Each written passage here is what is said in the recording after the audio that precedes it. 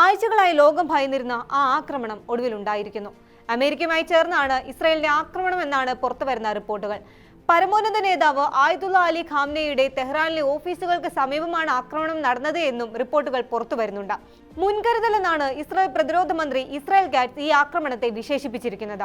ജനങ്ങളോട് ബങ്കറുകളിലേക്ക് മാറാൻ നിർദ്ദേശം കൊടുത്ത സയനിസ്റ്റ് ഭരണകൂടം ഇസ്രായേലിൽ അടിയന്തരാവസ്ഥയും പ്രഖ്യാപിച്ചിരിക്കുകയാണ്. തെഹ്റാനിലെ യൂണിവേഴ്സിറ്റി സ്ട്രീറ്റിലും ജോംഹോറി പ്രദേശത്തും നിരവധി മിസൈലുകൾ പതിച്ചതായാണ് ഫാസ് വാർത്താ ഏജൻസി റിപ്പോർട്ട് ചെയ്യുന്നത്. ഇറാന്റെ തിരിച്ചടി പ്രതീക്ഷിക്കുന്ന ഇസ്രായേൽ പൗരന്മാരോടെല്ലാം സുരക്ഷിത സ്ഥലങ്ങളിലേക്ക് മാറാനാണ് നിർദ്ദേശിച്ചിരിക്കുന്നത്. ഇസ്രായേലിലെമ്പാടും മുന്നറിയിപ്പ് സൈറണുകൾ മുഴങ്ങുകയാണ് എന്നും റിപ്പോർട്ടുകൾ പുറത്തുവരുന്നുണ്ട്.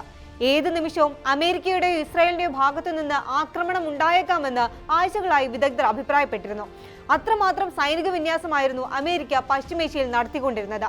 2003 ഇറാഖ് അധിനിവേശത്തിന് ശേഷം മേഖലയിൽ അമേരിക്ക നടത്തിയ ഏറ്റവും വലിയ സൈനിക വിന്യാസമായിരുന്നു നിലവിൽ നടന്നുകൊണ്ടിരുന്നത്. അതിന്റെ ആത്മവിശ്വാസമാകണം ഇസ്രായേലിന്റെ നിലവിലെ ആക്രമണത്തിന് പ്രേരകമായത് എന്ന് വേണം കരുതാൻ. കഴിഞ്ഞ ദിവസങ്ങളിൽ അമേരിക്ക തങ്ങളുടെ അത്യാവശ്യമല്ലാത്ത ജീവനക്കാരെ ലെബനനിൽ നിന്നെല്ലാം പിൻവലിച്ചിരുന്നു. ഇതെല്ലാം ഒരു ആസൂത്രിത ആക്രമണമാണ് ഉണ്ടായിരിക്കുന്നത് എന്ന സൂചനയാണ് നൽകുന്നത്. ഇനി ഇറാൻ എങ്ങനെയാണ് ഇതിനോട് പ്രതികരിക്കുക എന്നതാണ് കണ്ടറിയേണ്ടത്. തങ്ങൾക്കെതിരെ ഏതെങ്കിലും തരത്തിലുള്ള നീക്കങ്ങൾ ഉണ്ടായാൽ കടുത്ത ഭാഷയിൽ തിരിച്ചടി ഉണ്ടാകുമെന്ന് ഇറാൻ നേരത്തെ തന്നെ അറിയിച്ചിരുന്നതാണ്.